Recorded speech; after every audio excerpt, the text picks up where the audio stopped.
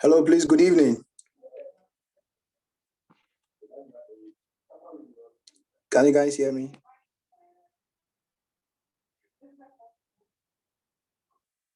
Hello. Can hear you. Okay, that's fine. Thank you very much. So you are all welcome to today's edition of Awesome Webinar Series. Let's kindly wait whilst the others join for today's session.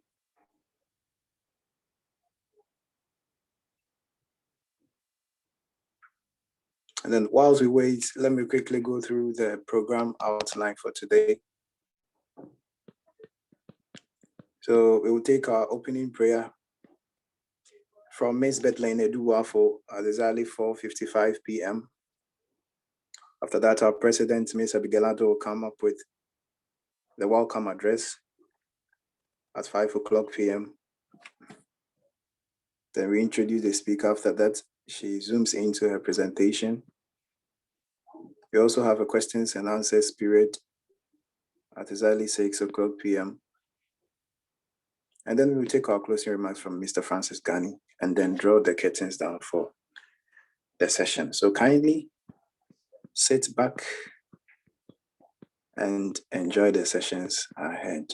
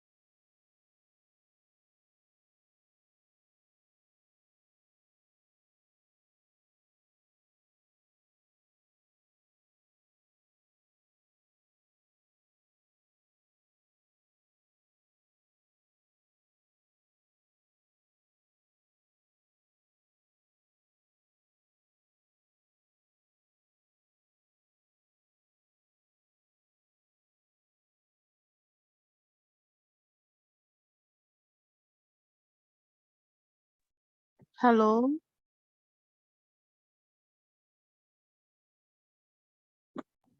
Yes, Sophie.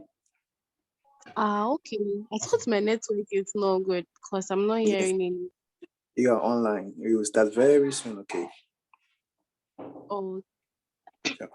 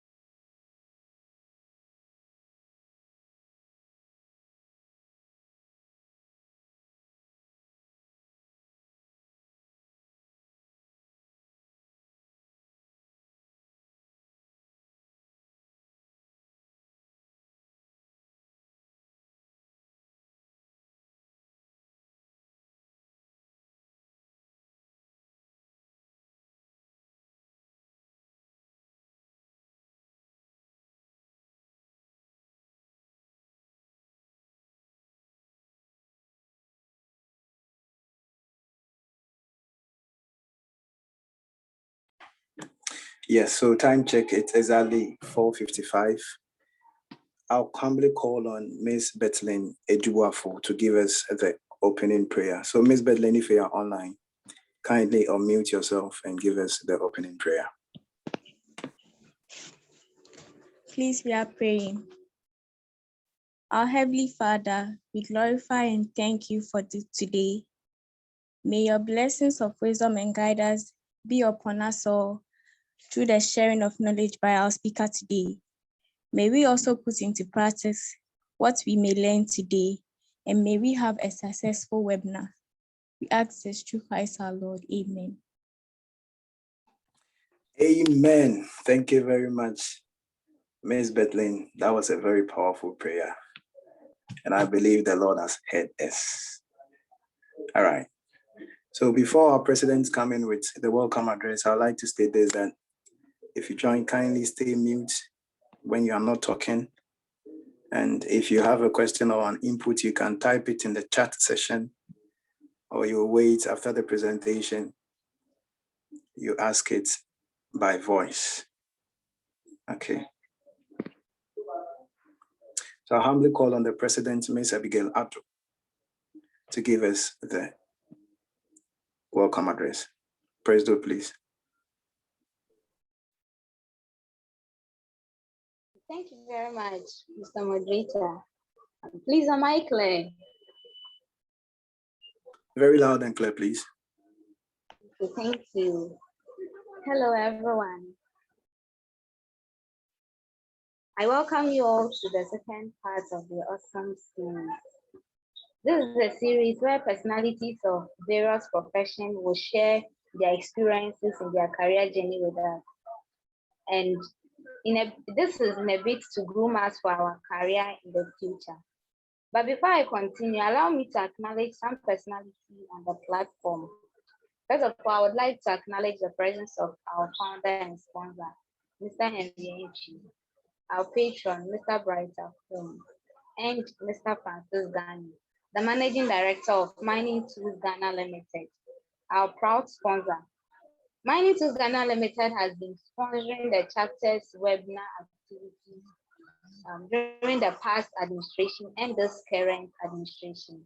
In fact, the chapter is very, very grateful to Mr. Francis Ghani and his company for their countless support to us. To each and everyone who is present here, we say your presence is duly acknowledged as well. And ladies and gentlemen, I must say today's session is going to be an eye-opener and very interactive, because if we could remember, most often our founder, Mr. Henry, keeps on telling us the need for us to diversify in every area of our life. If you're a mining engineer, the need for you to diversify. If you're mechanical, geological, wherever you find yourself, there is a need for you to diversify.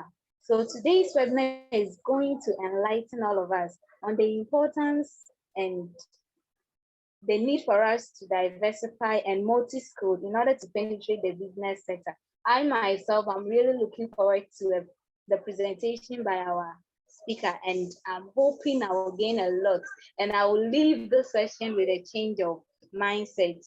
So today our honorable speaker is going to share with us her story as a medical doctor and an entrepreneur. How is she able to combine both? Why do we have to diversify in every area we find ourselves in? Today, we are going to be enlightened on all of it. So, my dear ladies and gentlemen, I will urge you all to get your pens and your notepad ready as we get interactive with our speaker. Once again, I welcome you all to today's webinar series, and we are hoping that you enjoy every bit of the session and you will leave here with the knowledge gain in order to help you diversify in wherever you find yourself. Thank you very much. And I hand over to the moderator. Wow, thank you very much, Madam President. That was a very wonderful one. Thank you so much. You've whet our appetites already, and we can't wait for the presentation. Yes, as our president said, today's topic is importance of diversification and multi-scaling to penetrate the business sector. The story of a medical doctor, and an entrepreneur. All right. So to speak with us today is a professional medical practitioner, an assertive, audacious, and a level-headed new age medical doctor who combines medicine with entrepreneurship without a hitch. She is the founder and executive director of Rolling Apparels Limited, a trendy safety apparels and avant-garde uniform manufacturing firm that specializes in production of safety workwears and supply of personal protective equipment, mainly for the mining and offshore oil and gas industry. She is a product of the University of Ghana, where she obtained her bachelor's degree in biological sciences, majoring in nutrition and food science. After that, she went ahead to pursue her long-term passion in the University of Ghana School of Medicine and Dentistry in April 2013. She believes in not being restrained by mental barriers. Giving up is not an option. Let the heart of perseverance lead. Ladies and gentlemen, I'm very much honored and glad to introduce to you Dr. Linda Dandali Andoh. Doctor, you're welcome, and the floor is yours.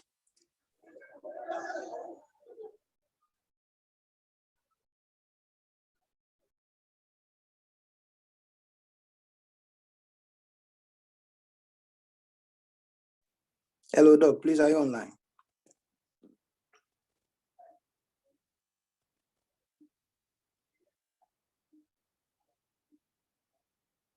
Okay, ladies and gentlemen, please, let's wait a little while Doctor comes up.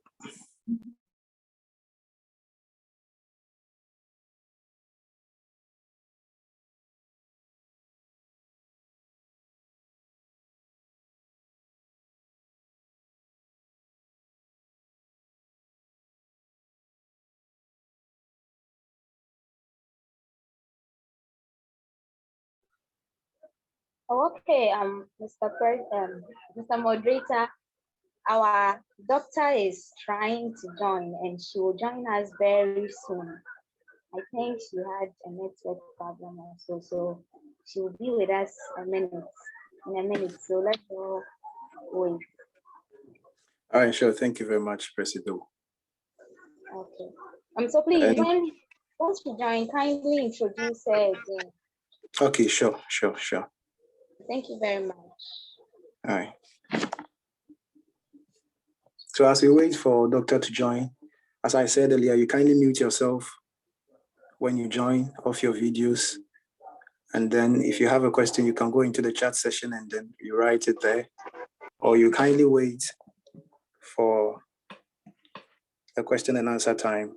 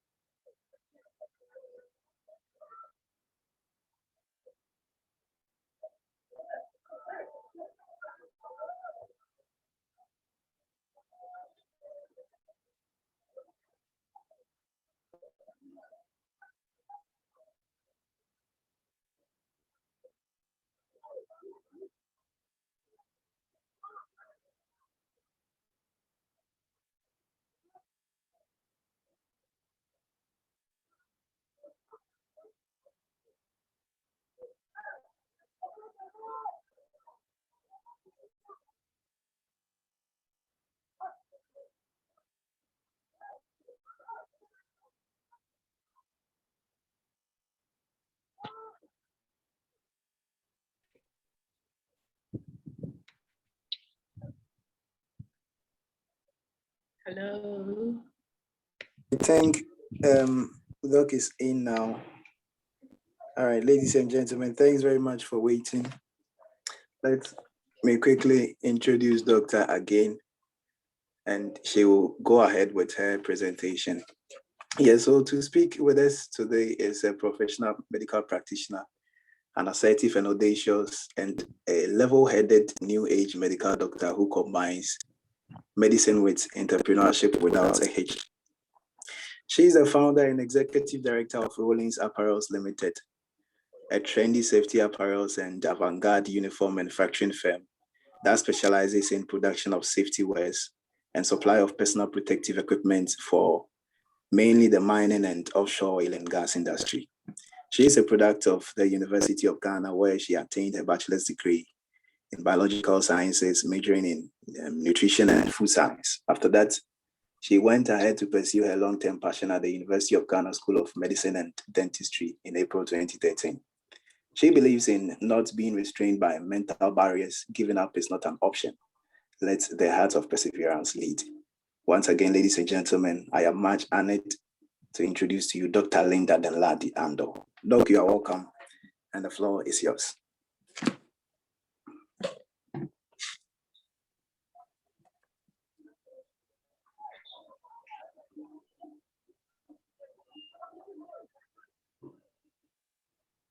Hello, Doc.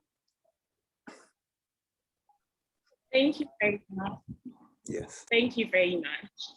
Hello, everyone. Hello.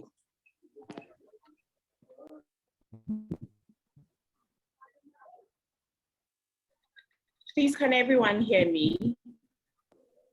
Yes, please. Yes, please.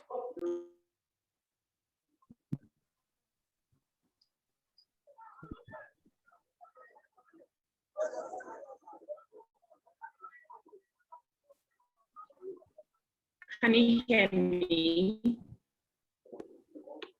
Yes, Doc, we can hear you loud and clear.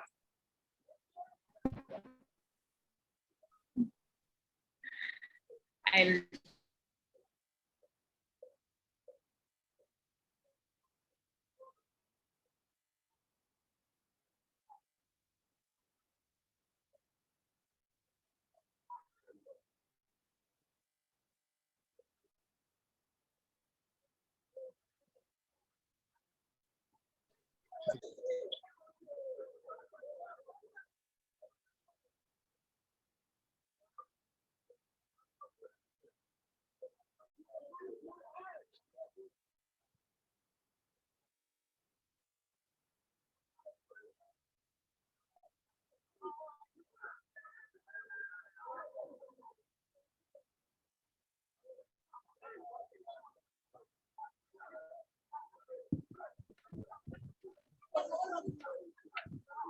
Hello, everyone. Please, can you hear me? Yes, please, we can hear you.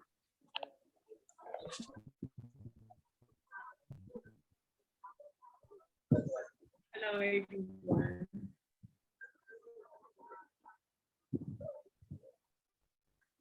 Okay, all right.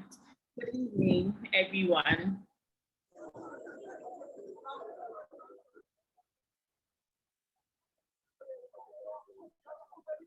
Good evening, Doc.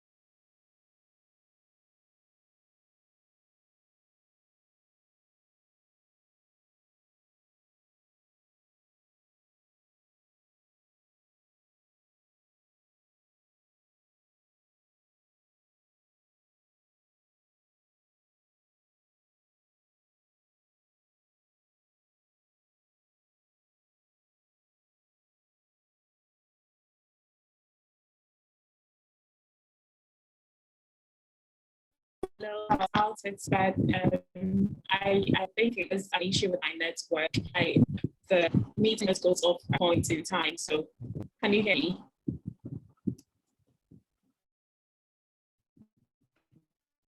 Yes, yes, we can hear you.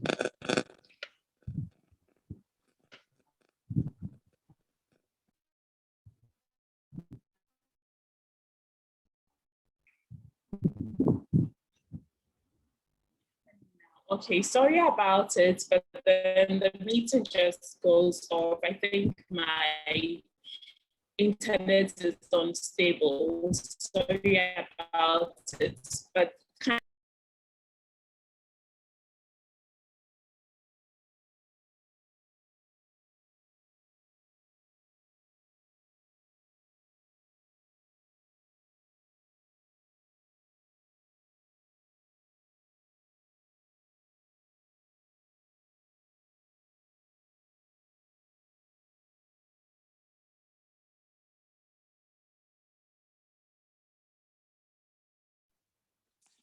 Okay, so we humbly apologize for the network issues. I think Doc is getting herself organized. Let's wait for some small while.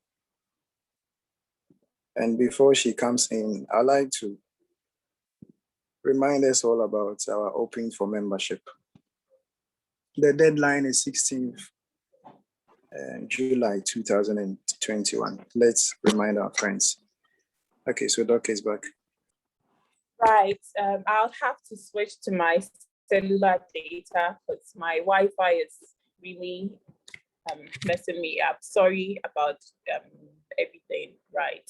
I was trying to use my laptop so that I could share my screen for everyone to see the slides, but it seems using the Wi-Fi, it's creating problems. So I'm using my mobile phone at the minute. So at the end of the section, I'll share the slide with everyone, right? So I would like to, before I proceed, I would like to say a special thank you to Mr. Henry Ng for the opportunity he's given me to share my experiences and what I've learned over the period of being an entrepreneur, and also as a career woman, what I have learned to share with everyone. So we all learn from it, and myself also learn from it as I share. Right. Today we are coming to talk about skills to penetrate the business sector. And we'll talk about this by me sharing my story as a medical doctor and an entrepreneur for the past 8 years. And the objectives of it on medicine to become a serial entrepreneur and explain some start business from scratch in today's world, and also to generate interactive discussion afterwards. So my entrepreneurship journey. Currently, I manage about 3 businesses: Rolling Limited, Knitsound Farms, and then Pastel Kids Events. So I'll start off with Rolling Limited. Rolling started about 8 years ago in September 2013. At the time, I was in medical school.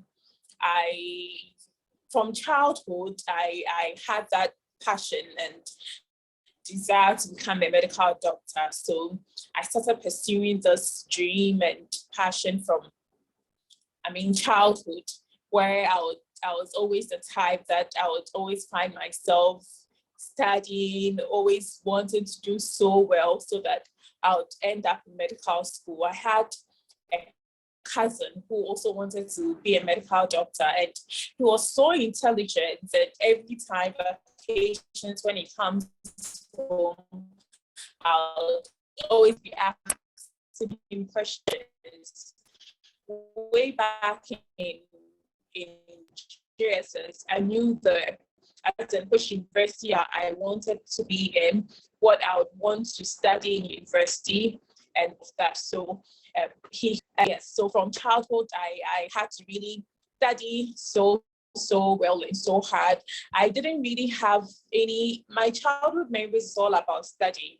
And all that I remember way back from JSS, SS, and even primary school, all the memories I have is about me learning. So I had my first degree at the University of Ghana, where I studied nutrition and food science. So afterwards, I still wanted to be my doctor. So I took the graduate entry medical program and started with medicine for that's a 4-year program. It's not the typical 6 years program that we know in Ghana. And this type of medical schooling is mostly done in the US, where you do your first degree in any biological sciences. Then after that, you do the graduate entry program for 4-year medical studies. So in Ghana, we are gradually introducing that. It's something new, but I mean, eventually getting into medical school right from senior high school wouldn't exist anymore, but you would have program biological sciences, then you study medicine as a second degree for 4 years. So I did a graduate entry medical program. So when I started my medical education, we had to, as part of the programs we study in school, we study anatomy, and we had to go to the lab so that we do all this dissection and etc.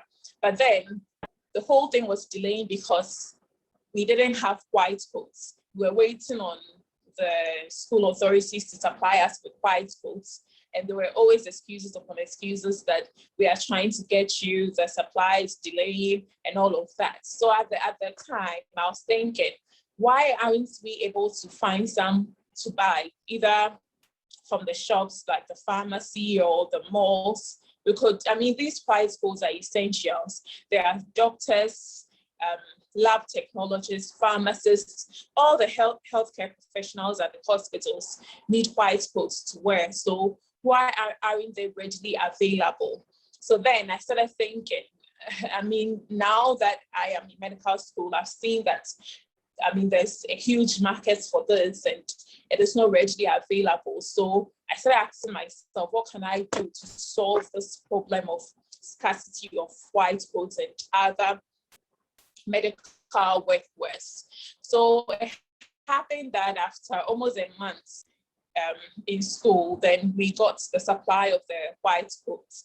And after waiting for so long, we were highly disappointed to see white coats that were oversized, and the colors, they are supposed to be white coats, they are called white coats, but the color looked a bit off-white, the quality of fabric was so poor, and it was oversized. So, I didn't like it, and I couldn't get some on the local market. So I had to get one from Amazon, ship it to a friend in the US to find somebody coming to Ghana to bring it to me. So I was like, whoa, this should be something that we easily get on our markets. So I got in touch with my tailor at the time and asked him, with the one I got from Amazon, and asked him that, can this be made locally? In my mind, like the way we all think this is already sewn, as we call it, like as if it cannot be done locally. So I wasn't too sure because I didn't have much knowledge about the clothing industry. So upon speaking with my tailor at the time, he told me, oh yes, this can be done locally. He told me the type of fabric that can be used for it and all of that. So I had to find myself in town searching for the fabric, what he's told me, to find the right fabric for the white coat, got it for him to make a sample. And it came out very, very well. Almost as good as what I got from the States. So I had that as an extra. So I had like 3 white coats at the time. Then when I wore the one that was locally made, I started advertising, telling friends that I didn't at the time wasn't too sure of how I'm going to start this. So I wanted to start with my classmates, and at the time there wasn't even any business name whatsoever. So I just told a couple of friends that, oh, my dad's friend makes white goods, and he says I should get him market. So if you're interested, and almost everyone liked it, and we were in a class of 45, almost everyone made an order. So I realized that, whoa, this is something that I can really pursue and make something good out of it. But in as much as I was thinking of as in making money out of it, I realized that I was also going to solve a problem, because everyone needed an extra, a white coat, and we were given just one. And having to go to the lab on the average like 3 times in a week with just one white coat, you need more than one. So in as much as the initial, intention and joy was like, hey, I'm going to make as cash as a student. Also, I was also solving scarcity at the time, vacation. So at the time, during the vacation, that's when I really sat down, did some form of personal evaluation, asked myself questions. Why do I want to do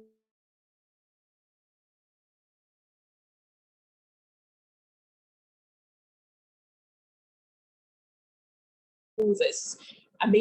What do I have to do this? Have it registered. So I thought of a name with several, research and thoughts here and there. I came up with a name which at the time was Six Sigma Apparel. So I got it registered as a sole proprietor company during my vacation. And then what did I have? I didn't have much. With my savings, I was ready to start with it. And I had a friend at the time who was a teaching assistant at University of Ghana chemistry department. So I drafted a proposal letter. I had to think of how I'm going to penetrate the market. How am I going to market? At the time, social media marketing wasn't as common as it is now. So yes, a Facebook page was created, but then people were not actively buying from Facebook and Instagram as they are buying now. So it was more like a B2B form of marketing I identified that I had to do. So I drafted my proposal letter, companies and all of that. And then apart from getting, jobs for my mates while in school, during the vacation, I got my first big contract from University of Ghana, Faculty of Science. And with the savings I had, that is how it all got started. But then having to juggle this with school. This was medicine I'm talking about, studying to become a doctor in business. It was quite tedious. So there were times that I had breaks. The consistency wasn't really there. With me, I had body and all of that. So gradually, when I completed my medical schooling and I was a medical doctor, then operations began as in properly, where I employed the first 2 staff for administrative work and marketing, and then recruited people for production and got a space for a full was in 2016. That is when everything started. So basically, Rolling Apparel was established in September 2013.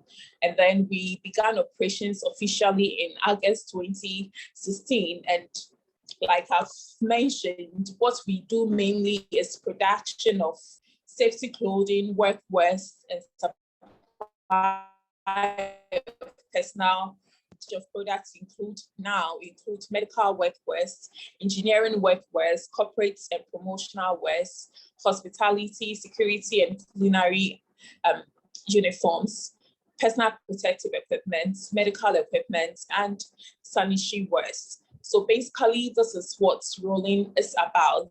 And by the grace of God, it's been 8 years of entrepreneurial journey for me, but rolling has been in existence from 2016 to 2021.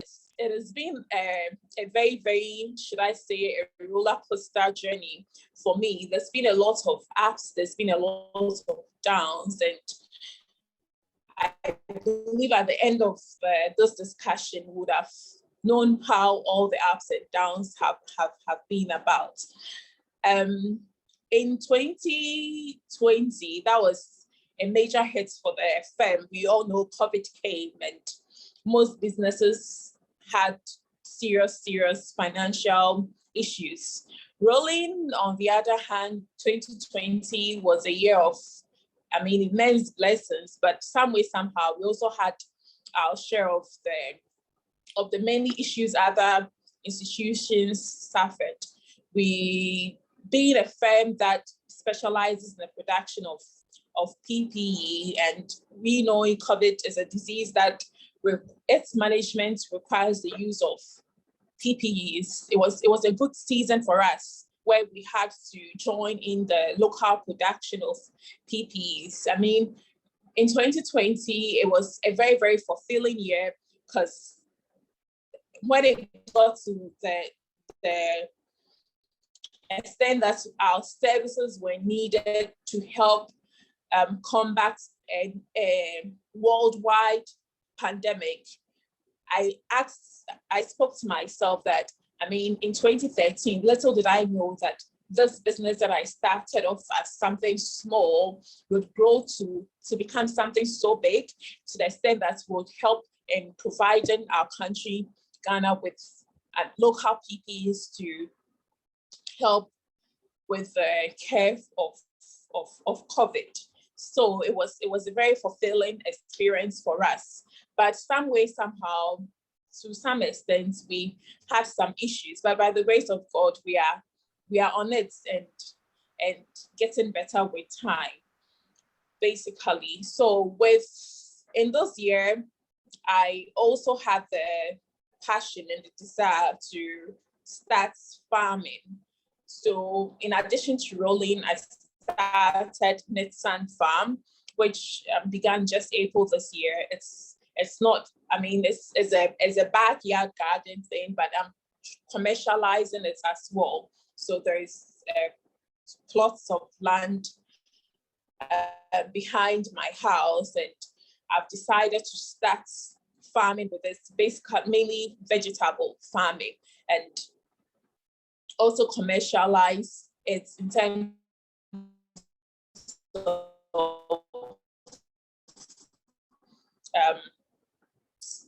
planting and then doing to individuals and as well as B2B.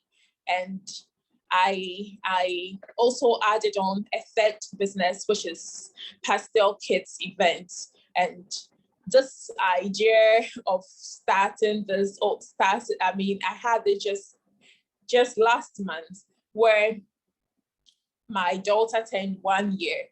So as part of celebrating her first birthday, I fell in love with organizing and everything, organizing the party, what went into it and all of that.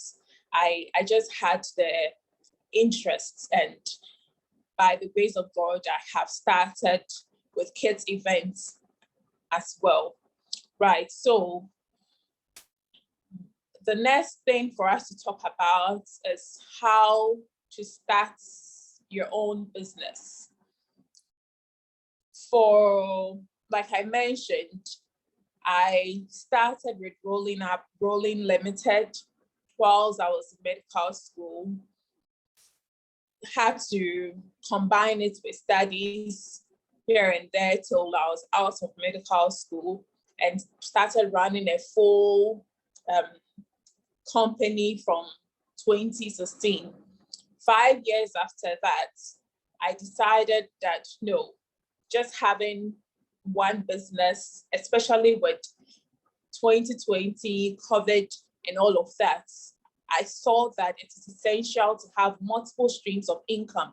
In as much as I'm a medical doctor and also have rolling, I still saw the need to have more sources of income in order to achieve that financial independence that I would love to have. So I added on Nitsan Farm, saw a piece of land that has been lying idle for a couple of years. And then I asked myself, can't I start farming with this land?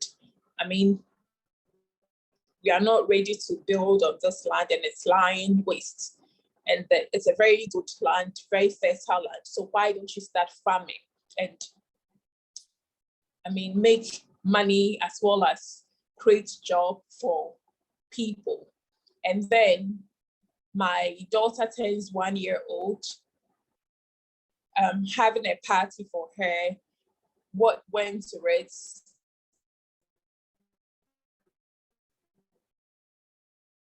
I get excited about, and I also see a business opportunity out there. So with this having these 3 businesses to manage, I believe there are things that I've learned from it that I could share with us for us to know how to start our own business. What are the steps we have to take if we want to start our own business? And also as students, I believe being a UMAT, most of you have in mind to become and related professions in the mining.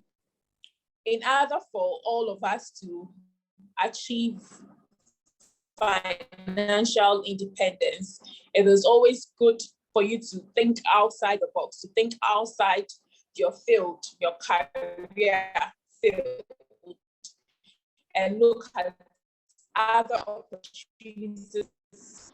I mean, outside your a mining engineer students, you see yourself in the next, depending on which level you are in the next, year or 2 or 3, working for a mining company. So is it just that? Is that all that you're going to do? Do you have certain desires? Do you have certain passions that you like to pursue? Would that mean that you have to quit being a mining engineer to pursue those other passions? Is it possible to still pursue your mining engineering and also do other things? I am still practicing medicine at the same time managing other businesses. So for that, the choice would be up to you, for you to decide that I still want to pursue my profession as being a mining engineer or whatever profession you are, and still be able to do other things that would help me have multiple streams of income. So then if you identify something that you want to pursue, a business that you want to do, how do you go about it? So I have 5 steps listed here, like I mentioned. At the end of this meeting, I'll share the slides with us so that we go through it. One is personal evaluation. So what goes into personal evaluation? You need to have an idea of what you want to do and identify which industry, for instance, rolling. First of all, I had an idea. I saw that there was scarcity in terms of workforce for medical doctors. They were not readily available. You couldn't find them in shops. You wouldn't go to pharmacy shops or go to the mall at the time. I think it was Tonaton. That was, the marketplace that you could go to and order things online, or Jumia. at the time in 2013. But you go on Tonaton or Junior and you wouldn't find these white coats or scrap sets there. So I had the idea. I saw a problem first. I identified a problem, and then I had the desire to find a solution. So the solution here was that you should produce white coats. So then that solution became an idea, which is I want to produce white coats. I want to produce medical workwears. So that is part of the personal evaluation for you to have an idea and for find what industry, if you want to work, which industry would you be looking at? I mean, would that form, and that is the clothing industry, at the same time it falls under manufacturing industry. And also, what are you providing? Is it a product or a service? So in this case, I was going to go into product production. So you need to have the idea and identify, know exactly what you want to do. Then you define your goals. Why are you pursuing this? Why do you want to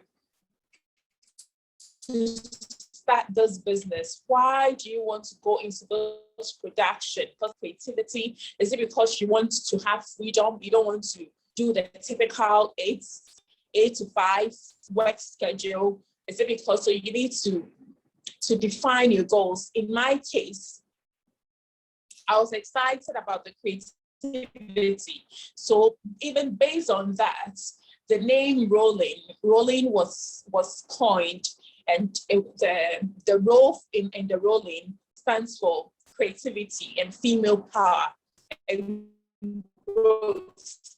So to me, the objective or the aim was that I'm solving a problem. There was scarcity and I want to solve a problem. So I was looking at creativity, and also I was looking at money. That yes, at the time in medical school, I knew I was going to be out of medical school around the age of 27. And then I asked myself, if I'm out of medical school at this age, am I now going to make my first salary? Because I had great plans that by age 30, I should have been able to build a house for myself. So if I had such desires and such, dreams and plans that by age 30, I should have done certain things. And I was going to be out of medical school at age 27. And I'm now going to start with my housemanship and all of that. And how I wouldn't be able to achieve the things that I have achieved by 30. So having this as a business is income that will push I had in mind to achieve. So personally, you should have an idea, which is you write it down and you define your goal for starting a business, whether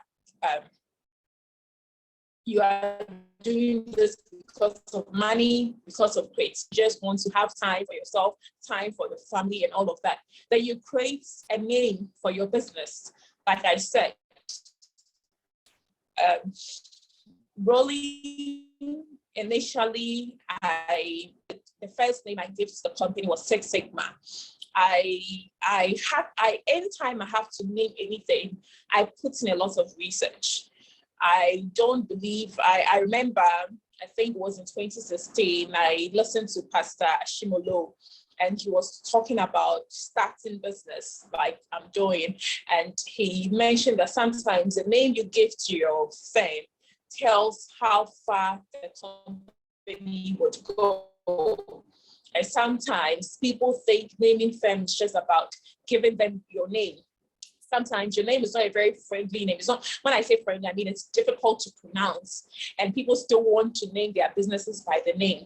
Or sometimes you have the local name. You're not saying that I'm not saying that if you have a local name, it is not right to use to name your business, but sometimes, I mean, it's so. I want to cite an example. Last week I was having a conversation with a friend, and she wanted locum, and I don't know, but if anybody knows this hospital, it was just a conversation. I'm just saying it. And there's this hospital on the Spencer Road called Yeboah. And forgive me if I called Yeboah, it's just an example I'm citing. Called Yeboah Hospital. And my friend actually said that the name of the homemade hair no one to see there. I asked you, where are you working? And he said, you work at Yeboah Hospital. In their mind, it's a local hospital, and nobody would even take you seriously. And when she said that, I was surprised to hear that. So that should tell us that indeed the name we give to our firms or companies or businesses is very, very essential, because the name itself would attract people to come to you. If the name sounds local or what this, they might not even believe the key of your product. So names that you give to a company it's very, very essential, and there should be meaning. And to me, I believe that the meaning, you should name your company by a name that you want to see the meaning of the name reflects in Big Man. Also, because for my research, I learned that Six Sigma it's a program that manufacturing companies take to ensure that there is minimum error, but profit is maximized. So I told myself that, good, you want to go into manufacturing, production of workwears. And we all know there are errors in production. There are times that, errors are made, but the Six Sigma is a program that is taught so that manufacturers and manufacturers take those programs to learn how to minimize errors during production in order to maximize profits. So if I name this firm, I believe it would have minimum errors with production, that every product, that every uniform, every apparel, every workwear that we produce will be done with high precision, with little errors. And in so doing, would maximize profits. In so doing, would always have good profits. So that was how I thought. And then I chose the name Six Sigma. But I realized that people found it difficult, especially when I was doing cold calls to businesses to introduce the firm. At the time, when I called, hello, so and so calling from Six Sigma, people were finding it difficult to pronounce the name. Again, because it was a common thing with manufacturers. When I visit firms that are manufacturing firms, they know Six Sigma is a program they take. So people feel it's a copyright name, that, hey, Six Sigma, there's a copyright name. So I wasn't too happy with the fact that people couldn't pronounce the name, and also, copyright issues. So I went back to rethink it. No, then change the name. Then I was looking at growth. I was looking at, a name that would represent that, because at the time, the firm had challenges. This was the time that I was in medical school. So because of school and all of that, the consistency wasn't there. So I realized that if care is not taken, I might lose focus or give up at a point. So I told myself that no, I want, irrespective of the challenges that I face on this journey of being an entrepreneur, I want to see growth. I don't want to give up. There will be continuity. I'm not going to stop this. So from my research, I came across ROWE, and ROWE stands for growth. It stands for dynamism, fluidity, increase, female power. And I was like, this is a fantastic name. I like this name. I like what it means, and it resonates so well with, the desires and the ideas I have. So I'm going with this. And then I felt roll just like that wouldn't sound too good. So what can I add on to the roll? And then I thought of the products again. This time round, we are going with a tagline of safety with elegance. So if we believe that our uniforms would provide its main, aim of providing safe beings so that the wearer will be comfortable to wear it, then I also want the name to mean that our products are beautiful. And then Linda, which happens to be my name, and was added onto the roll to have the rolling. So rolling meaning, stands for creative female power, and also the fact that products from rolling are elegant. So on creating a working name, a lot of thoughts and research should go into it. You don't just think about a and then you just choose a name. Also with a farm, the farm is called Nitsan, and Nitsan means is a season, is a period, it's a Hebrew word, and it means it describes a season of harvest, a season of it's budding, flowering, harvest. It's a season in the Bible and in the Hebrew calendar. So I chose Nitsan because this is farming and everybody would want growth, everybody would want a harvest. Any farmer, when he or she plants, wants to see growth, wants to harvest. So then I have to give it a name that would really bring the results that I'm looking for. So Netsan was chosen. So a lot of work needs to go into, and research needs to go into creating a working name. Also, as part of personal evaluation, you ask yourself how much capital is a huge risk, especially phase, which is the first 5 years. It's a huge risk. A lot of things can go bad. So you ask yourself, and during this, at the startup phase too, it is a financial institution. So you have to rely on your personal savings. Maybe loans from family members and all of that. So you ask yourself, how much capital, how much money do you have to put to the, put the list. Then you ask yourself, are you doing this full-time or part-time?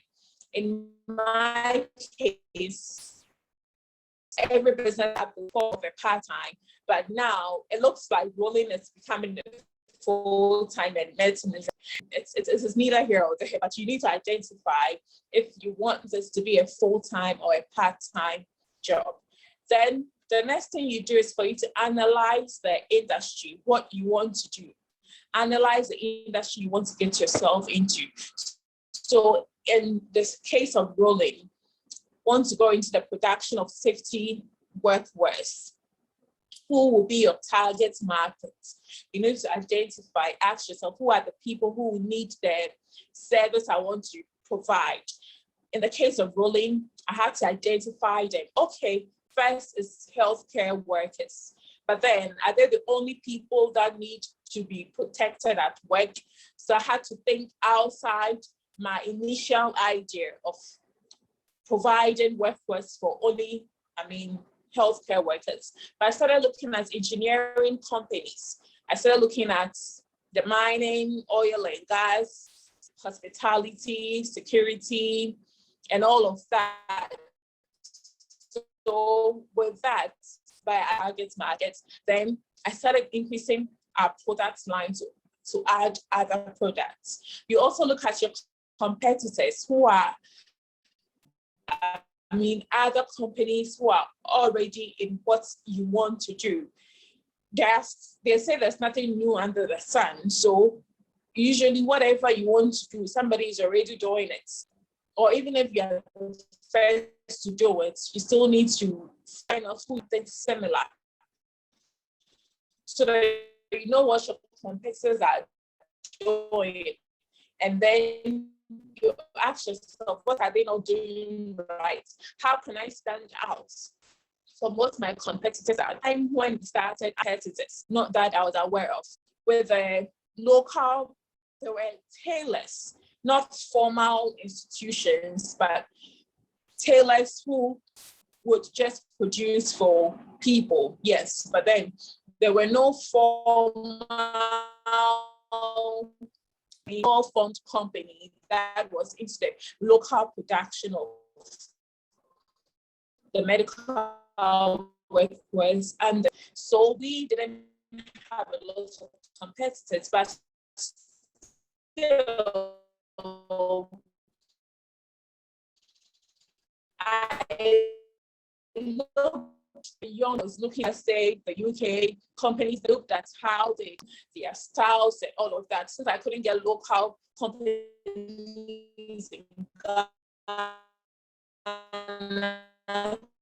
to learn from. I have to look at competitors outside Ghana. You learn from their mistakes and try to make yours look better than what they are doing. How much money do you need to get started?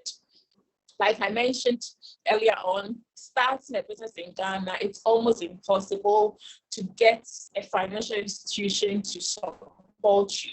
So you need to start with what you have, irrespective. Rolling was started with what I had.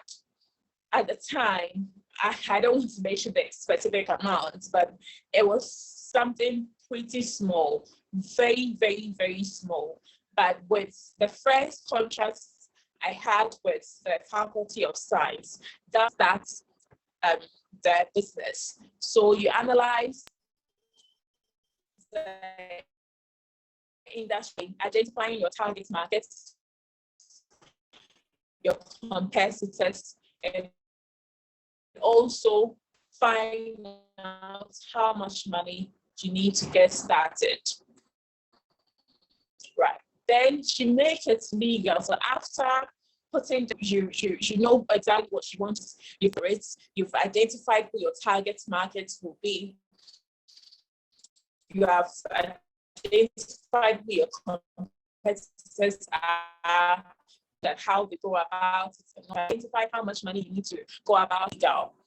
Irrespective, even if it's a hair business, even if it's a makeup artist that you want to be, even if it's a shoes business, irrespective, it is always proper to register your business. You can either register as a sole proprietorship or a limited liability company.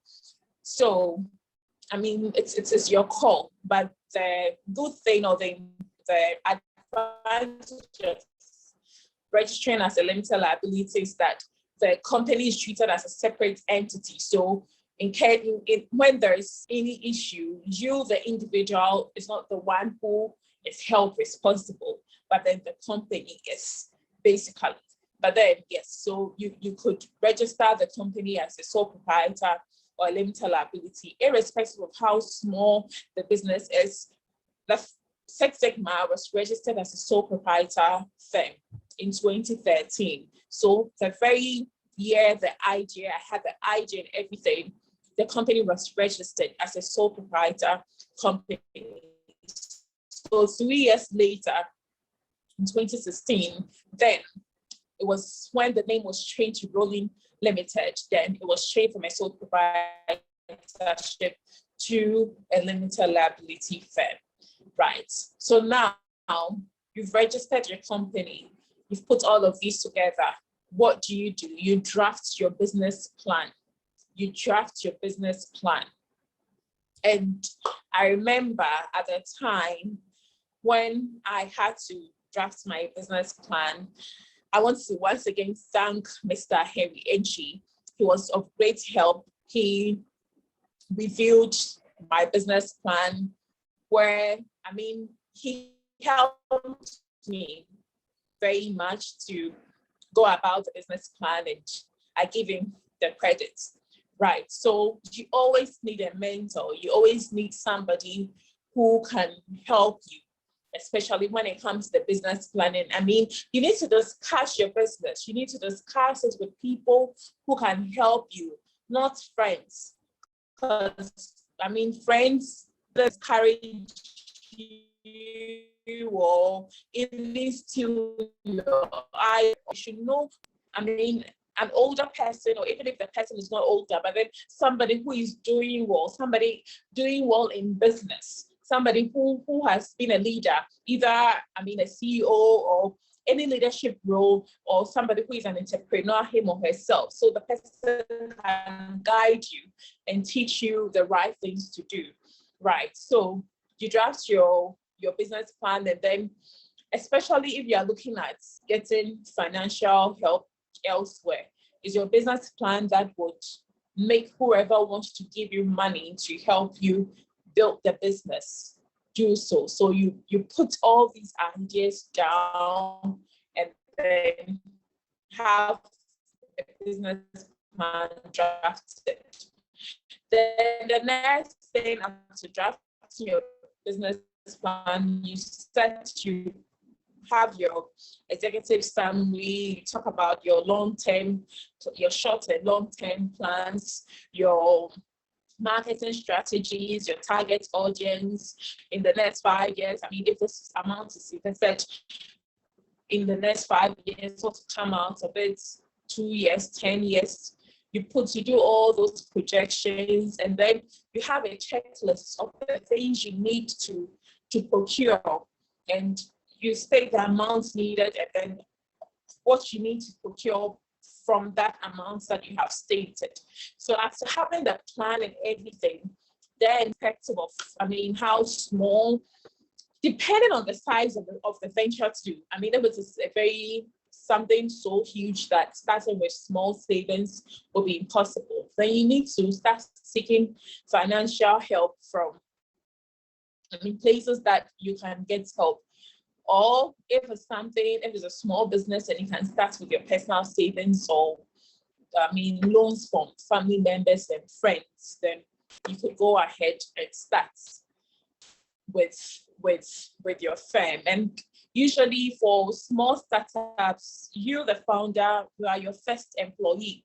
You need to be disciplined. You need to know, do things according to the plan that you set for yourself, how to manage your finances, keeping your books, keeping records of everything, expenditures, income, making sure you have everything written down. Because if some of these things are not done over the years, even if you are doing well, there's nothing to show, because you don't document your finances, which is very, very essential, right?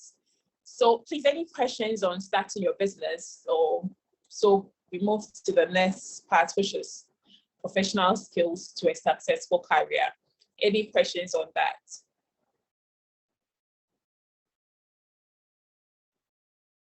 Hello? Hello? I can hear you, bro.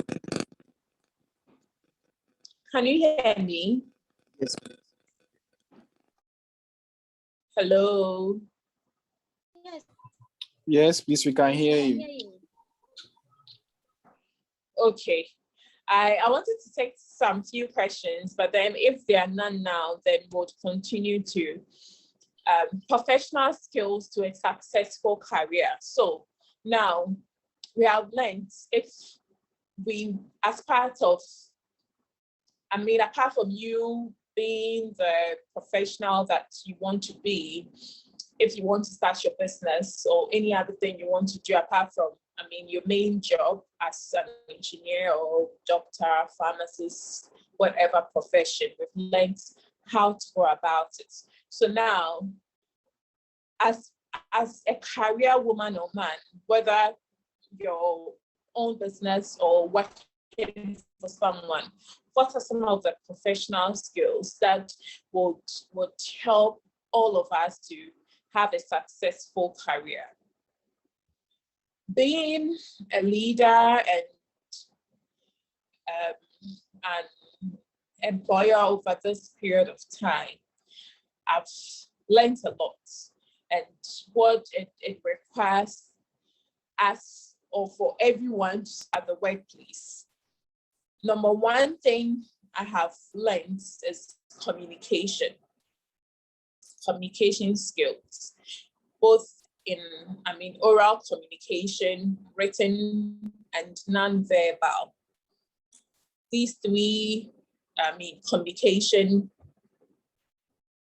ways of communicating are very, very essential. When it comes to communication, 5C communication, which is clarity, completeness, conciseness, concreteness, and correctness. So you always have this at the back of your mind when you are communicating. In terms of oral communication at the workplace, we need to be very professional at the workplace. For instance, as part of our code of conduct at Rolling, it is not allowed for anyone to speak pidgin at work. You should know that this is a professional environment you find yourself in. So even if you have a that this is work, and as such, you need to be professional. So the use of pidgin language, etc., even vernacular or local languages, if it is allowed at your place of work, then fine, you can go ahead to speak your local language. But then if it is not allowed, then you need not to speak even your local language at work. But then the language that is permitted to be spoken at work is what you should speak. And when you are speaking orally to friends, there should be clarity in terms of, especially if the information you are given, it's an information that the person needs to work on. You need to be clear on exactly the instructions that you are giving to the person, so that based on how you explain or based on how you convey whatever you're saying to the person, based on the understanding the person gets, the person will act accordingly. So when things are not communicated clearly, it can bring a whole lot of issues at work. And these are things that I have seen. These are things that I've experienced with my staff. Sometimes there are, things go wrong, and then it will be like, oh, this is how I understood it. This is what I was asked to do. So when the whole matter is investigated, then it is concluded that there wasn't clarity. The information wasn't well conveyed to the understanding of the person. And whatever you are saying should be complete. You don't assume that, hey, I expected you to understand, or I expected you to know what I am talking about. You have to be very, very, very thorough. And as much as you are being concise, you need to be very thorough and explain it very, very, very well, so that you don't leave any room for, guesses, for the person to think that, for it to be that the person means this or that. You are clear, you are complete with everything that you are saying. At the same time, very concise. For instance, if you are, let's say, the marketing manager of the firm, and then you need to present, you've gone to an institution, or you've gone to a firm to have a presentation, and you need to give a report to your general manager and all of that. As every firm, and as much as the firm is there to create jobs, the firm is there to solve problems and all of that, one of the key things is money. So every firm is in existence to do well, to make money. So whatever presentation, if you have just 1 minute to give feedback, you need to let your general manager or supervisor, whatever, know one, this presentation, that was a client, happy with our product. Because when the client is happy with the product, then indeed there's a possibility that the person is going to buy from you. So was the client satisfied? The sample presentation, what were their comments? Did they like it? 2, are they okay with our prices? 3, does it look like they'll be making requests, sending requests for quotation very soon? So at least when you have this at the back of your mind, when you are giving your reports, you just go straight to the point. It would be a total waste of time now starting like, okay, so we went to so company. Where we went, they were all seated waiting for us. And you'll be beating about the bush. You need to communicate. If you just have a minute to communicate to your boss, you try and say what is essential. You say it well and very brief. Right. Also, to have a successful career, and also with written communication, sending of emails, etc. In Rolling, one of our practices, anytime an email is being sent, whether internal or external, you start off with dear so and so, the person's name. You need to be professional. You don't say hello, whoever, and all of that. Always using dear, because you don't know who you are sending the email to. And dear is a standard. Nobody will have an issue with you saying dear to whoever. But some people might take offense if you say hello, because it's sort of, some people perceive it as sort of informal. But then, even if a colleague at work, whether a junior colleague or a senior colleague, whatsoever, you always go with dear and then the person's name, or dear sir or madam, whoever. So you give it, sending an email, there should be a subject to your email. You need to state that, what is this email about? Give the person a hint.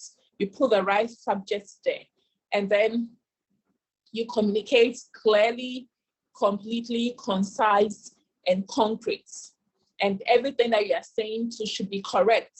There shouldn't be mistakes in terms of spelling, grammatical errors, and even the content of whatever you are saying should be the right information that you are given.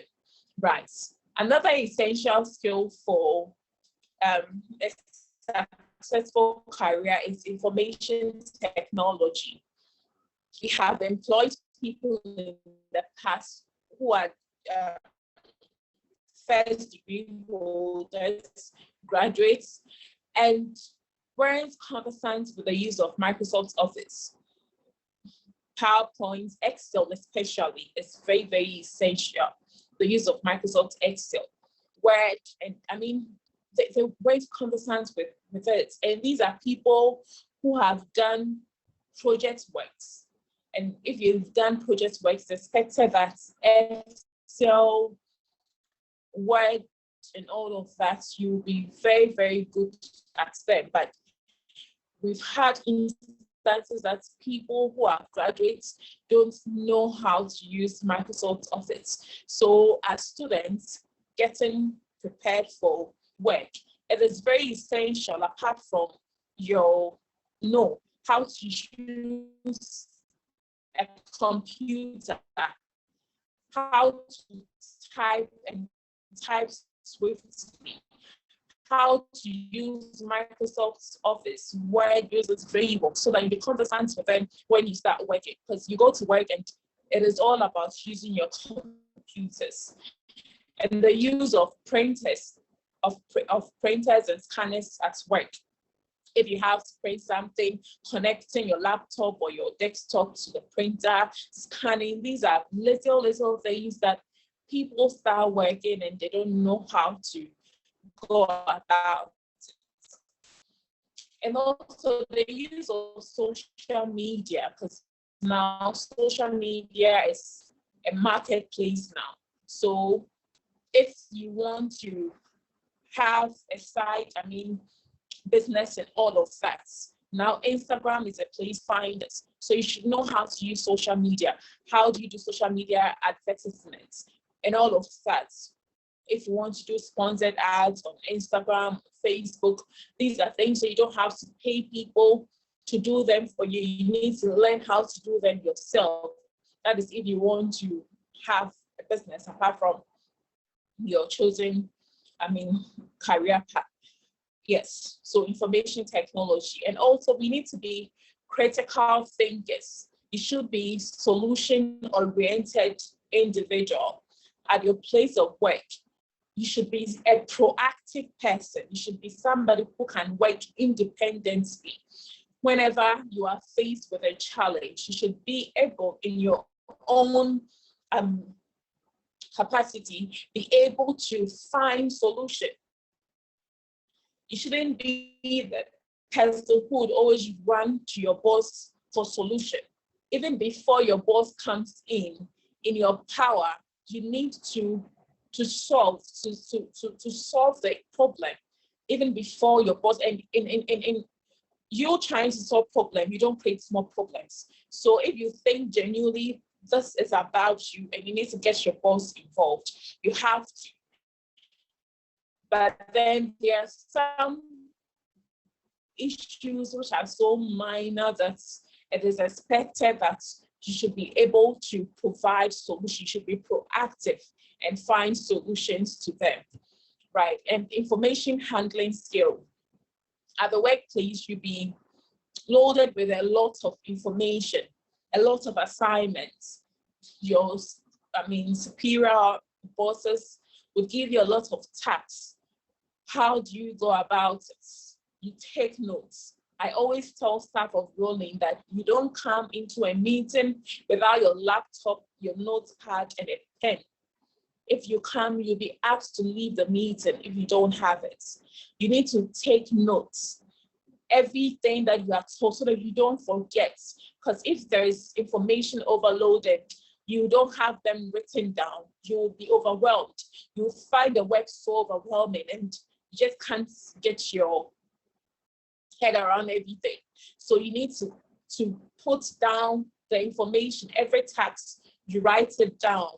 And every task, usually most tax comes with deadlines. So you note it and you write the deadline down. And I always tell staff of rolling that if a deadline is given, you don't give yourself that same deadline. At least 3 days or 2 days to the deadline is when you should give yourself. So that if that day comes and you see that, hey, I won't be able to meet the deadline, you politely notify whoever gave you the tax to extend the deadline for you. You don't wait till the day that you are supposed to submit a work for you to go to your boss and ask for extension. That is not proper. But at least if you are given 10th of July to have the work submitted, by 7th or 8th of July, you should be able to tell that indeed I can meet this deadline. If you cannot meet it, you send an email, you explain, you make your boss understand why you would need some extra days to finish it up. So at least if your boss comes back to you and say no, you still have some 2 days to try very well to meet the deadline in order for you not to disappoint yourself and your boss, because you always have to be in the good books of your boss. Right. Then multitasking. We always have a lot to do at a particular point in time at work. So how do you multitask? When you plan, if you've written all the assignments or tasks you need to do, given it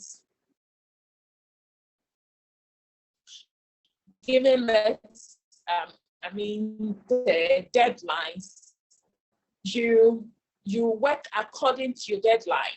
You know that this needs to be submitted by this date, this needs to be done by this time. So you multitask by planning. You plan, and based on how you plan to go about your work, you do accordingly. And of course, you need to take breaks. You don't get yourself so overwhelmed and all of that, and break down. So if you're breaks in between the several tasks that you need to do, you also need to learn teamwork. This is so essential. So essential. No human being is an island. We need each other to make things work. Two heads are better than one. So we always have to be together. Teamwork is learning. As, for instance, as rolling, teamwork is key. We have the admin administrator, admin finance personnel, we have production manager, we have marketing manager. These three positions are the key positions, and they always work together. If there is an order, it comes from the marketing manager. The marketing manager notifies admin. Admin needs to alert production manager. So it is teamwork, and everything is time bound. So if you are part of the team, and what you need to do to make the group do well, you don't do it at the right time, such that everything is delayed, then you are not helping the team. So it's expected that everybody plays his or her part, and for the great result to be achieved, right?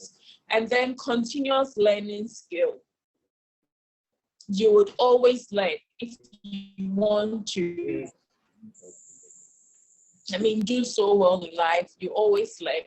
Even as a leader, you'll be learning. There are times you make right. You learn from everything. So you should always be open. Don't think that you know it all. You should be ready to listen and be corrected. If sometimes you think that you've put in all your best and you think that this work you've done it and done it so well, but hey, no, what you've done is totally wrong. But that shouldn't get you upset. That shouldn't get you, make you unhappy to learn. You can't know it all. And I believe with that, we would all, be successful in our career. So to end the section, the advice I have for all of us is that we should do what we are passionate about, and we'll feel more fulfilled with our lives. And that's not everyone gets to live the life they truly want, and end up in some cases hating themselves for it. So do what will make you happy, even if it's against the norm. Let your passion lead you to a happy life. And you can learn more from this from a publication. I wrote an article on 30 things I've learned in 30 years. I wrote that when I turned 30, a couple of years back. So you can find this article on my LinkedIn profile. Also, you can Google the drtt.wordpress.com to read more about it. Right. Thank you. You're welcome, Dr. Linda. Wow, thank you very much. Hello. Doc. Yeah, hello, Doc. Please, we can hear you. Yes. Thank you very much, Doc. I We are can very hear grateful. you. Yes, thank you very much, Doc, for the wonderful presentation. We have learned a very, very, very insightful session. We are most grateful to you for the presentations. Quickly, we would like to take some few questions here so that Doc will answer us. Doc, please, this is from Ernest Apia. Ernest is asking that at the start of a business, what should be your company's hierarchy? Please, could you answer that for him? Okay, so I believe he's talking about the organogram Yes. of the company, right? Yeah, sure. Yeah, hello, can you hear me? Yes, please, we can hear you. Right. So for instance, for rolling, I always use rolling because that was my first baby. Excuse me to say. Right. So rolling was started in 2013. For 3 years, I was the only staff of rolling because I started it off as a small business savings to start this business. And you know that as soon as you start employing people, you have the responsibility of paying them. So for you to decide to employ firm ready to start spending on salaries, when you think that you have made enough money, and one thing about paying people is that I believe that before you start employing people, you should have at least, I would say 1 year. But I mean, if you want to, you know very well that you do, or at least you should have 6 months salary for staff before you start employing people. Because the nature of business is such that depending on the industry you are in, if it is about buying and selling, having daily, selling to individuals using social media and all of that, definitely in a month you get people to buy. But if it's the type that you are, how do you call it, contract based, having to get contracts with production and all of that, you cannot be certain if you are going to make that much money, so much income in a particular month. So you should have at least 6 months salary saved so that you are not depending on your income to pay your staff. You have money to pay staff irrespective of whether money is coming or not. So the basic organogram to have is yourself being the executive director or the CEO, as it is called, yes, the executive director. Then you could, personally, I have the title of executive director because I take part in the day-to-day activities of rolling, in managing rolling. So executive director is a CEO who is also sort of a managing director who takes part in the day-to-day activity. So you could be the executive director, and also depending on how big your firm is, you could have a general manager as well. Then having an administrative assistant or an administrator is key. An accountant is key. But for starters, having an accountant is very key, and a marketing personnel. So at least yourself, another person to support with marketing, and then an accountant. And it depends if it's a product. Whatever you are doing is product-based, where there should be production. Then of course you need to have a production manager or operations manager. Then the individuals, personnel who do the production. Yes. So, but for that creative part, you could have the accountant, you could have the marketing personnel, and then yourself, basically. Thank you very much, Doc. Let me take this last question from Mohammed Bello. He's asking that how did you manage to combine your academics with the business sector, and did it in a way affect your grades? And how did you measure? Do you want to know something about that? And then let me add this last one. It says, at which point do you hire individuals? Okay, all right. So the first question, yes, this is a question I get every time, but by the grace of God, as I mentioned at the beginning part of this meeting, I have been someone who is always, I mean, people say I'm antisocial, maybe, I don't know. But now I don't think I am. But when I was younger, I think I was. It's always about, in medical school, was about studying and doing business. They were the two things I knew about. So on a typical day in school, in the morning, I go for lectures. Usually by 2 p.m. lectures, I'm done with lectures or clinical work, I'm done. After 2, I couldn't even afford a printer. But yes, of course, I had a laptop. So I type out my proposal, and I had a soft copy of the letterhead I had for the company. So I put the proposal on it and then go to an internet cafe to print them out. I already had brochures printed out. So put everything in an envelope. At the time, I wasn't even driving back then. So I was using basically taxis. So after school, go and have them printed out. And then I'm off to field work, doing marketing till 5 p.m. I'm back. When I get back, I shower and sleep till like 9 p.m. and then study. I'll do just about 3 hours or 4 hours of study. So at least by 12 midnight or 1 a.m., I'm back to sleep. That is it. That was my routine. I didn't have friends. I was always learning, and the time that I have to be chit-chatting and having fun, I would concentrate that on business. And by the grace of God, I did very well. I never failed in medical school. I never had to rewrite an exam. I passed all my papers. I did very great in medical school. And even now as a doctor, I think I'm doing very well. So basically that was it, because I had to sacrifice my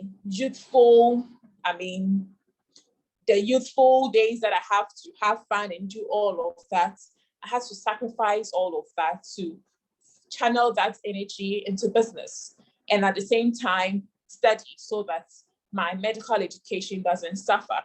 And most importantly, I had to pray, because if I look at my time in medical school, I always say that it's by the grace of God, because I spent so much time on business, to be very honest. But some way, somehow, by the grace of God, with a little time I had to study, I think I was learning very strategically, and Okay. I always learned what would help me pass my exams. Yes. The second question on hiring, I think I already spoke about that. Okay. That you have to decide based on how things are going. If you think that you are getting so much orders, it depends. Like I said, is it a product-based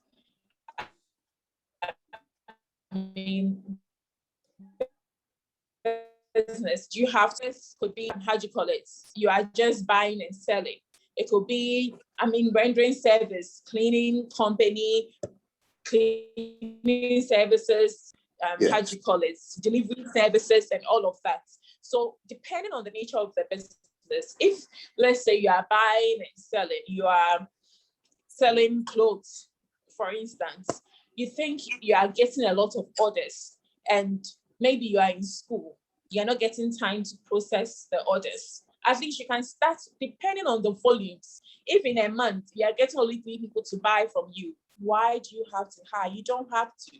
But if on a daily basis you are getting more than 10 orders every single day, you are in class, people are texting, you think you are losing clients because of school or because of your main work and all of that, then you make a decision based on what you are getting, or what is coming in. You decide that, okay, let me start with the first person who would be managing my orders or who will be processing the orders. So hiring comes with, as you start, it would dawn on you that you need to get somebody.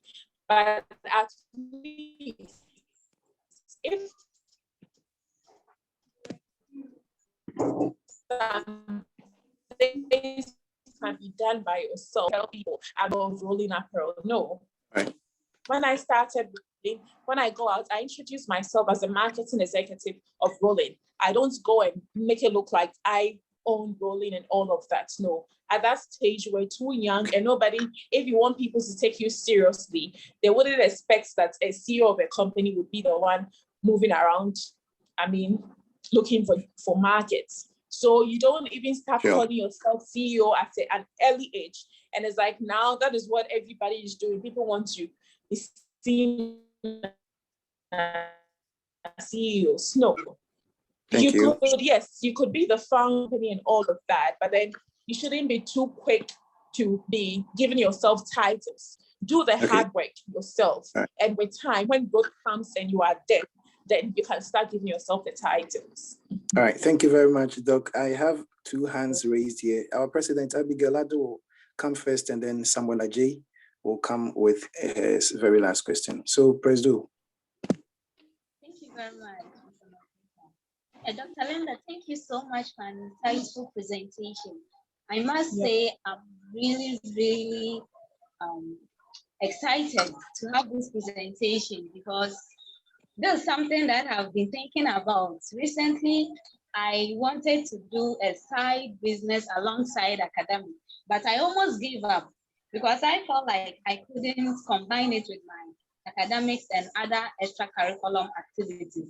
So I was in the making of giving up, and fortunately we've had this presentation. So I must say I'm very grateful for this presentation. So my first question is, when you are talking, you said people see you to be antisocial.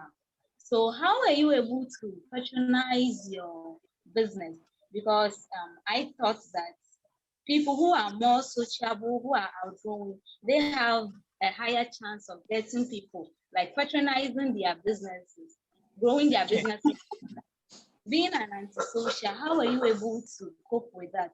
And my second question is, I have a similar ambition of going into businesses alongside my career as a mining engineer. So being a mother, a career woman, that's a medical doctor, and a wife, how are you able to manage both roles, all these roles without any, you get what I'm saying? Yeah, so. Thank you. Right. All right, Abigail, thank you for the question. Right, so with your first question, that is me being antisocial.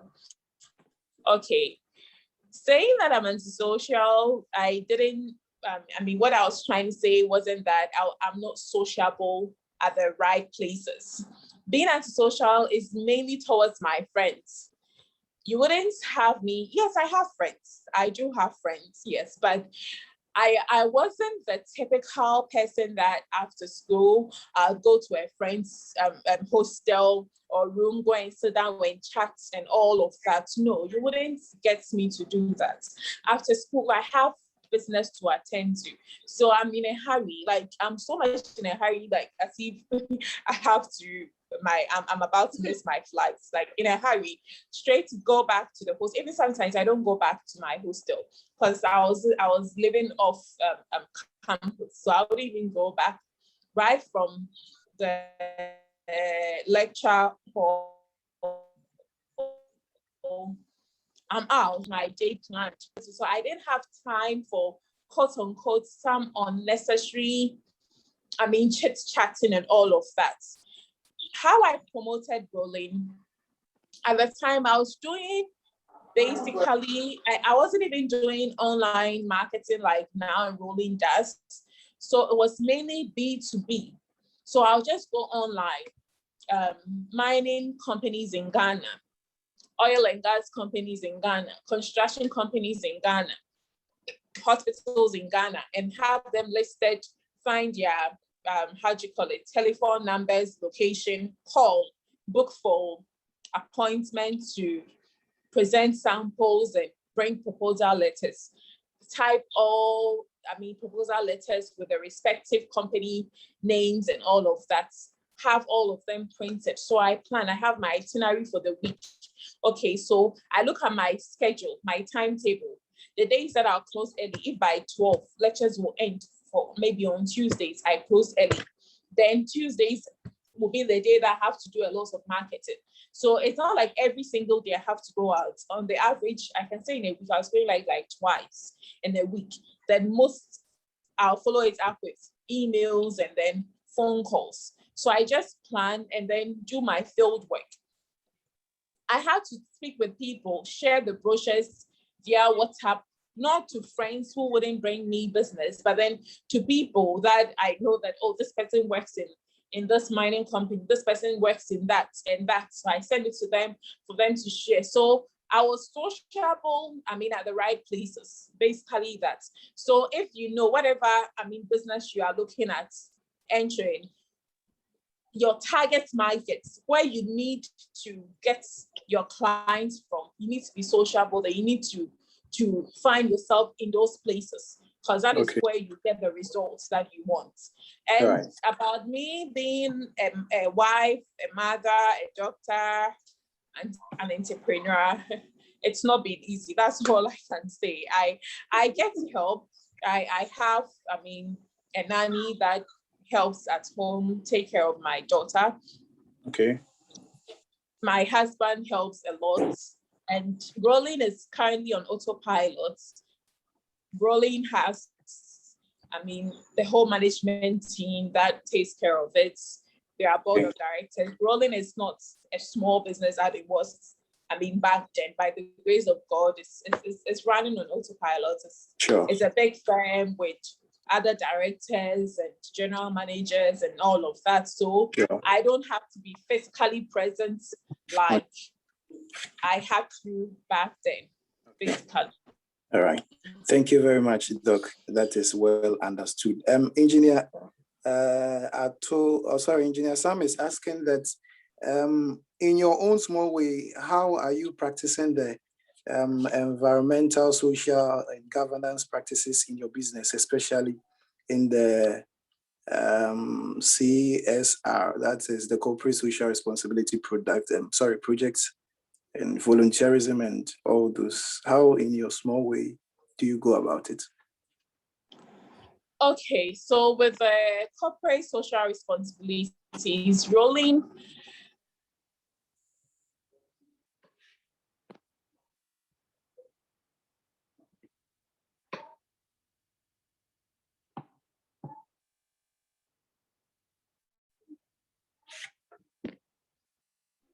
has done a school certificates. Wasi have completed senior high school, who had interest in sewing.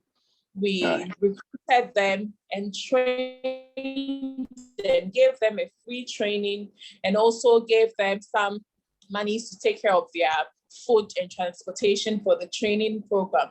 Then we had a 3-month training for them. At the end of the training, we recruited those who wanted to, who did so well and passed. We recruited them, and up to now, they still work with us. So in our small way, we contributed to society by creating jobs, training people, and having them employed. And also, from time to time, we support,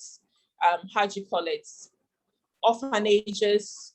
We send donations to them. During the COVID time, we had to do face masks, etc., send to these people. Also, in several ways. During the October Breast Cancer Awareness Month, what we do is we have the pink strap set. So all revenue made out of that, we send 20% to the Kolebu Teaching Hospital's surgical department to support the breast cancer awareness. So these are some of the things we do as our corporate social responsibilities. Wow, thank you very much. That is very wonderful. A very last question. Someone is asking, how do you handle bad news? Well, that is that is a good one. As an entrepreneur, you would always have bad news. There are times that things will go so bad that you wouldn't know what to do to yourself, honestly. But I am a very prayerful person, and I always tell myself and tell people that Jesus Christ, who is the Son of God, whilst on earth, prayed. So if Jesus, who had all the power on earth, prayed, it should tell us that for us to survive on earth, we need to pray. And that is what will sustain us on earth.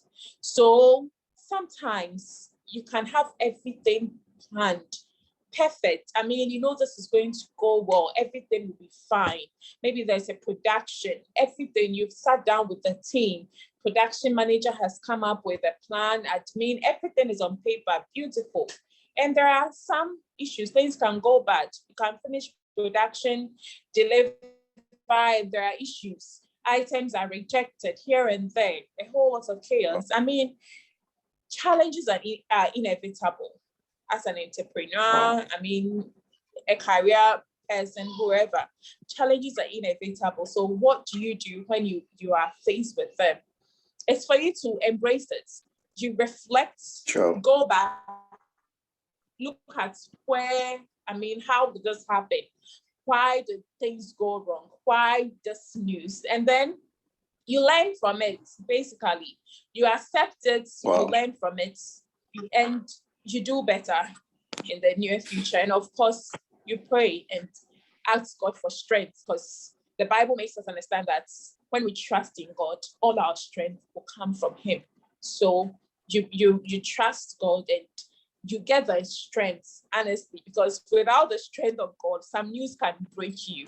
Some news can really break you. But when you know whom you have believed and whom you have trusted, by God's grace, some of these things and God works in a very, very miraculous way. Trust me, sometimes this bad news in the long run will come out and turn into something, great news for you. So when it comes, don't beat yourself. Stay focused. Sure. Just stay focused. Know that everything will work out together for your good. And you'll be amazed. Yes. All right. Thank you very much, Doc. I think there are no more questions out here, and we are very grateful for your time and for your presentation as well. God bless you. God bless you. Thank you so much. All right. Sure. Thank you. So, ladies and gentlemen, before we take the closing remarks, our founder and sponsor, Mr. Henry Entry, is on the line. We would give him the platform if he has anything to add up to the presentation. Say, Mr. Henry, if you have anything to say. Okay, first of all, thank you, Linda, for the interesting presentation. Somebody sent me a private question. You are a mining engineer. How did you review the business plan of a medical doctor doing safety? And the simple answer is what she just said, diversification. Business plan has the same elements, whether it's medical, mining, whatever, the elements are the same, but the contents might be different. So I'm glad that Abigail and the team has made diversification part of this year's agenda. The previous presentation was a mining engineer who have diversified into drones. That was very interesting. Now we have a medical doctor doing PPs, now even penetrating. I've been working with her, penetrating the mining sector and so on. How did I get to know Linda? I was doing a presentation at the Accra Mining Network. And then as usual, I'll ask for the audience, the participants coming. Then I saw a medical student. So I got curious, what is a medical student doing at my presentation? That's how the conversation started. And since then, she's been coming for mentoring, guidance, and so on. So thank you very much, Linda, for the presentation. And I hope all of you learned a lot today. Thank you. All right, thank you very much, Mr. Henry. We are very grateful for your time too as well. Okay, so without much ado, I'll call on Mr. Isaac Sam to give us the closing remarks.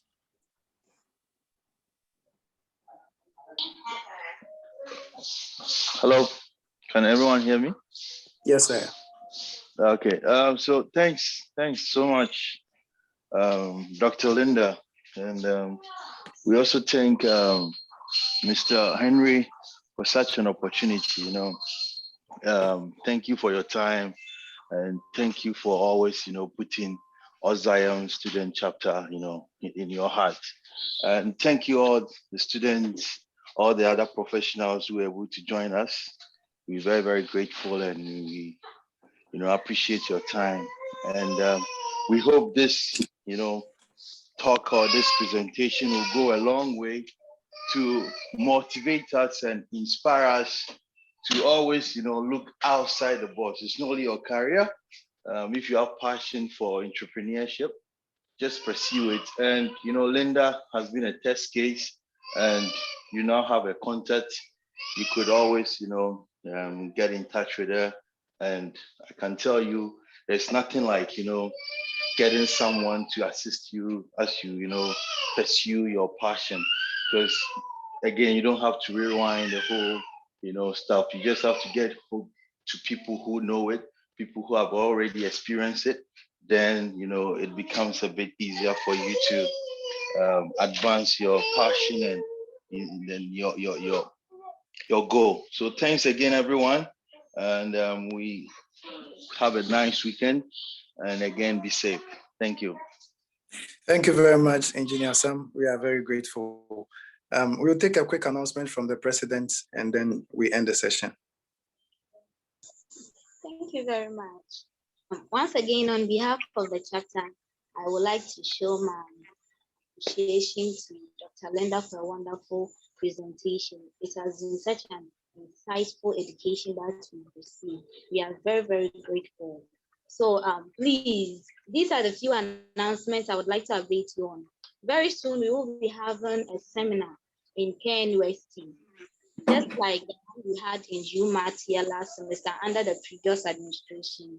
We will be organizing a similar seminar in KNUST coming 24th of July. So the executive and some students will be going to KNUST to support the KNUST or some students there. So I would urge all members, especially the KNUST members, to get involved in the organization of the seminar, as there is a lot of work to do. And the speakers are our very own founder, Mr. Henry, and Dr. Prempon. He will also be doing a presentation, and it's going to be live stream both on Facebook and Zoom. So all members who wouldn't be able to go to KNUST would be able to watch it from either Facebook or Zoom. And also, Awesome Tuesday is another Awesome Tuesday. Coming Tuesday is the first Tuesday of the month of July. So we are repping Awesome Life, especially during this recruitment period. We want to publicize Awesome to the students. Last Awesome Tuesday yielded a very, very good result. I had a lot of students asking about Awesome, how they will be able to join. And especially my class, for example, a lot of them have started writing their essays. So we look forward to receiving a lot of applications to be reviewed. And also our next webinar comes on the 18th of July. And it's going to be a presentation by the second Awesome president, Miss Faustina. She's going to talk about her career challenges and experience so far in the industry. So please, I'll urge you all to be present for the webinar. And it's going to be the same time as we had this one, 5:00 p.m. Let's put it in our schedule and try our possible best to be present on the same day. Thank you all very much for coming, and I wish you all good night. All right, thank you very much, Madam President. And ladies and gentlemen, here is the closing point for the program. God bless you all for coming, and it was nice meeting you all. My name is James Ayena, and I was your moderator. Bye. Bye, and thank you, moderator, for a wonderful. Bye.